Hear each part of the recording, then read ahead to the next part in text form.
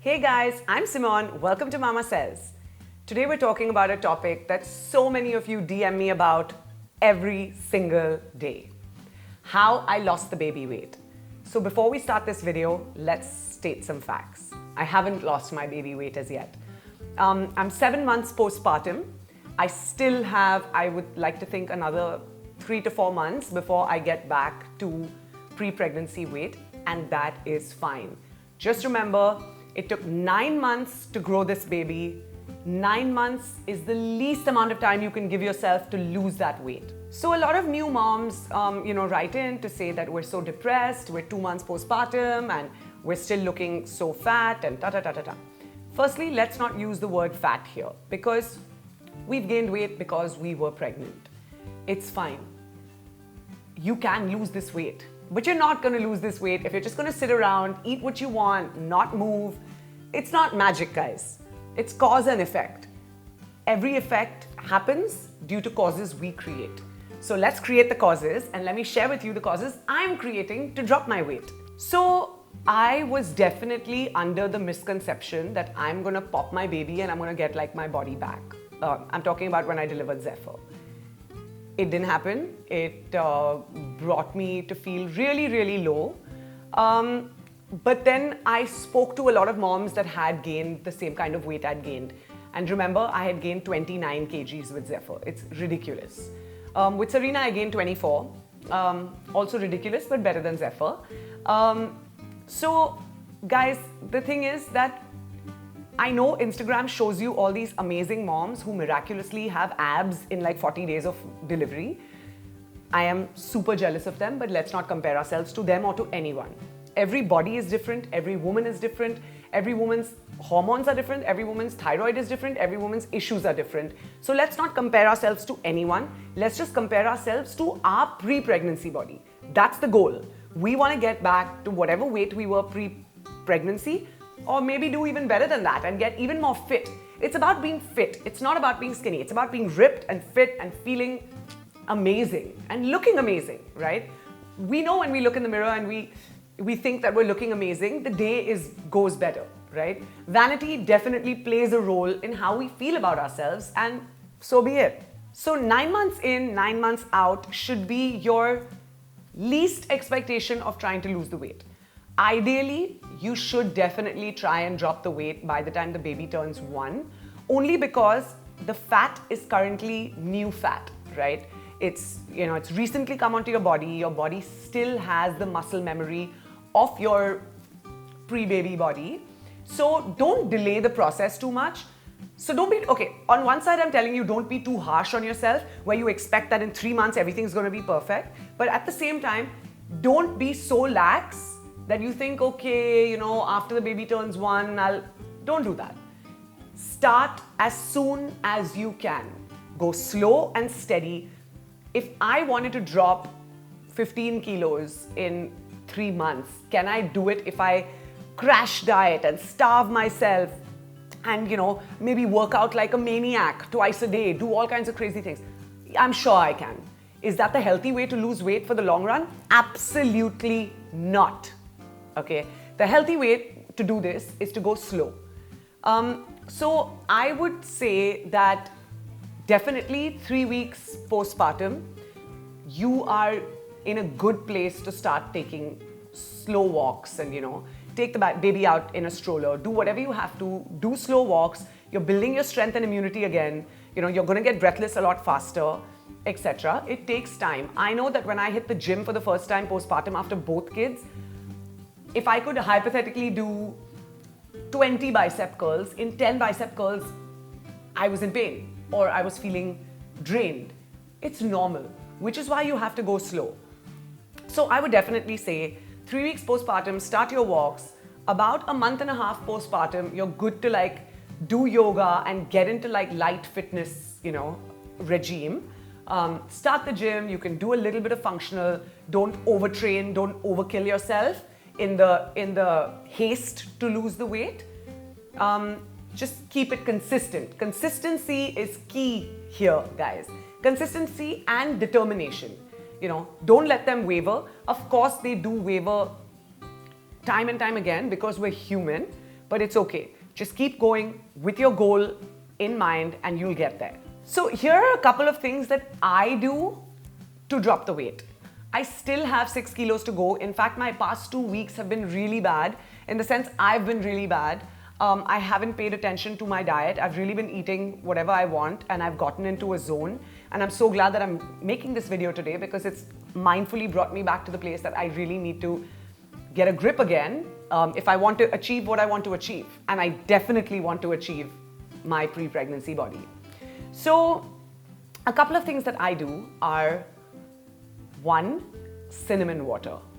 Cinnamon water to me was introduced by a couple of people who are in the more holistic space, people who depend on natural remedies over anything else. So what cinnamon does is it boosts your metabolism. It also helps the fat from not getting stuck and kind of more, getting more melty, where it kind of breaks down versus just sticking onto different places that you don't want. So for me, cinnamon water has been a huge blessing. I've spoken about it numerous times on Instagram. Every day I get a DM about how to make cinnamon water, not just from my followers, but from my friends. So basically, we're going to show you how we make the cinnamon water. So to make cinnamon water, take a little more than 1 liter of water and a little less than 1.5 liters. Put it in a vessel and let the water come to a boil. Once it comes to a boil, we're going to add in our organic cinnamon sticks. So you get this organic cinnamon bark on Amazon. We're going to link it below and we're going to tell you where you can get this from. I really do prefer organic when it comes to cinnamon. Well, I prefer organic when it comes to life, but especially when it comes to the cinnamon water, because you want the real power and essence of the cinnamon to come in versus, some chemically colored cinnamon bark that you may get at a random store. So once your water is about to come to a boil, add in your cinnamon sticks or cinnamon bark. So I would put nothing more than about, 6-7 pieces in there. I mean, these are all also broken a bit, so which is why I'm adding a bit more, but that is good. So now we're going to let this boil for a good 30 minutes. Because the whole point is to really be able to extract all the power and benefit of the cinnamon bark into our water. So be patient, be slow, let it continue to boil. Anywhere between, I would say, 20 to 30 minutes is a good time. So now, as you can see, the water has reduced massively. It's called condensation. And we've developed a dark brown liquid, which now we're going to let cool. So we're going to let this cool for another half an hour. Basically, what that's going to do is going to make this into a deeper brown and more of a concentrate. And yeah, so let it cool for now. So as you saw, we left the cinnamon water to now cool and become a concentrate. This is the final product. So I've strained the cinnamon water because obviously there was the cinnamon bark in it, and I store it in a glass bottle. This bottle keeps me going for about maybe a week, 10 days, sometimes 2 weeks, depends. So how to drink this water is basically every morning on an empty stomach, and I would say only every morning for the first week that you are starting doing the cinnamon water process, which means for week 1, you will drink the water every single morning on an empty stomach. From week 2 onwards, you will drink this water every alternate day on an empty stomach because you don't want to become immune to anything, right? So the way to drink this is take a shot out of this bottle of the cinnamon water. So that's about 1/4 of the glass. Now you can add regular water, you can add warm water, and just top it up. Cheers, guys. So, like I said, you're going to drink this every alternate day from week 2 on an empty stomach, first thing in the morning. Other than that, suppose you have a cheat meal, like you've gone out and you've pigged out and you're allowed cheat days, guys. You must have cheat days. Cheat days are healthy. So, on a cheat day, I would come home from dinner and I would have a glass of cinnamon water after my meal as well to ease the digestion and make it simpler. And yeah, that's my cinnamon water trick for you. So cheat days are great days. Once every week or once every 10 days, please cheat. Enjoy that cheat guilt-free, because remember, guilt is another emotion that really does hold things on in our body. Trust me, I may sound crazy, but it's true. So guilt-free cheat meals once a week are essential. The other things that I personally do to lose weight is I avoid wheat, dairy, and refined sugar. Don't get me wrong, I need something sweet pretty much every single day. So, which is why my weight loss takes longer than normal, and it's okay because I don't believe in the fad diets of keto, paleo, shaleo, maleo, taleo, whatever they're called. I am not a fan. I'm not a fan because they're not sustainable in the long run. There are going to be those weeks that you just stop all these diets and eat normally, and then automatically your body starts, piling on the kilos faster than it would have anyway because your body gets into shock. So what I do to replace refined sugar is I will eat jaggery, or I eat something that's sweetened with a date, or more like natural sweeteners versus white sugar. So that's rule number one. Rule number two is wheat is bad for you, period. No matter who you are, no matter where you're from, no matter what you do, wheat is a weight gainer. Wheat is something that has a lot of gluten. Wheat, I can give you a whole sermon on wheat. Let's put it like this, wheat doesn't work for me. So the next thing is dairy. I am totally a Frappuccino girl. Like, I love Frappuccinos in life. But when I'm trying to lose weight, obviously that is a bad idea.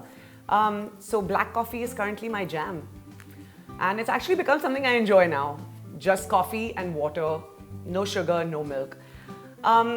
So dairy is something that has to be avoided when you're trying to lose weight. It is a source of a lot of fat. I'm obsessed with cheese. Trust me, if I could find like really good vegan cheese, I would move. I'm not mentally prepared for vegan cheese just as yet. Else, I think I'm somewhere on the path to veganism. It's not happened as yet, it will in due time. But my veganism has nothing to do with the fact that, so that's not what I'm talking about. What I'm saying is that dairy is just pure fat. Me wanting to be a vegan is not because I want to be thin, it's because of my love for animals and the planet and whatnot. But in general, dairy should definitely be avoided when you're trying to lose weight. Does that mean I won't eat cheese once every 10 days on my cheat meal? Hey, what's a cheat day without a pizza, right? So I do it, but just try and be as rigid with yourself in your daily life as you possibly can. Other than this, of course, you have to move that little tushy of yours and hit the gym. You've got to figure it out, whatever you're doing, yoga, functional training, HIIT training, weight training. I would say mix it up because you don't want your body getting used to one kind of workout because again, that slows down the process. So if I'm doing, weight training on Monday, then I'll do functional training, which is more HIIT on Tuesday. And then Wednesday, I will take a break because your body needs rest days to burn the calories. Your body needs rest days to kind of have that muscle recovery happening. If you don't give your body rest days, you're not doing yourself a favor. You're actually messing around with the entire process of weight loss. So remember that a day off from the gym is not a bad thing, it's a good thing. But not a prolonged day, not prolonged days off from the gym, just that one day after you're functional. So I would do Monday weights, Tuesday functional, Wednesday holiday, Thursday weight, Friday weight. Now if I'm doing Thursday weights, it could be maybe bicep and back. If I'm doing Friday weights, it could be chest and tricep. And then Saturday, I would do functional training again. And then Sunday would be a holiday. So I will take 2 days off in the week from the gym and work out about 5 days a week. And that's perfect. I don't think you need to do 7 days a week, twice a day. It's not going to do you justice. And remember, slow and steady. So you see, the thing is that we're always in a rush because everyone on earth wants instant gratification. It's not going to happen. You're not going to work out today and then see the scale drop tomorrow. So rule number 1 of weight loss, do not stand on that scale every single day. Set a day that you're going to stand on the scale. I'm going to stand on the scale every Monday morning and check my progress. Or maybe I haven't progressed and I've gone slightly back, which needs to be a wake-up call for me to do better this week, right? So keep it real, keep it simple, keep it consistent, keep that determination going. You've got this. I've got this. We're gonna lose this weight. It's gonna happen. It may take a year. Don't let it overpass a year. Try your best to not make it overpass a year. Having said that, all the moms out there who are over 1 year postpartum and haven't lost the weight, please don't lose hope. There's still a lot of hope. All you gotta do is stay consistent, and you will do this even if you're 4 months postpartum. It's fine. You got this, mamas. Let's do this. I'm with you. I'm here to support you. Please support me back. Share your comments with me. Tell me the things you guys are doing to lose weight. I would love to hear them and possibly incorporate them into my own life. Let's keep the progress going. We got this. Lots of love. See you next time. Please don't forget to subscribe to our channel and click that bell icon. Bye, guys.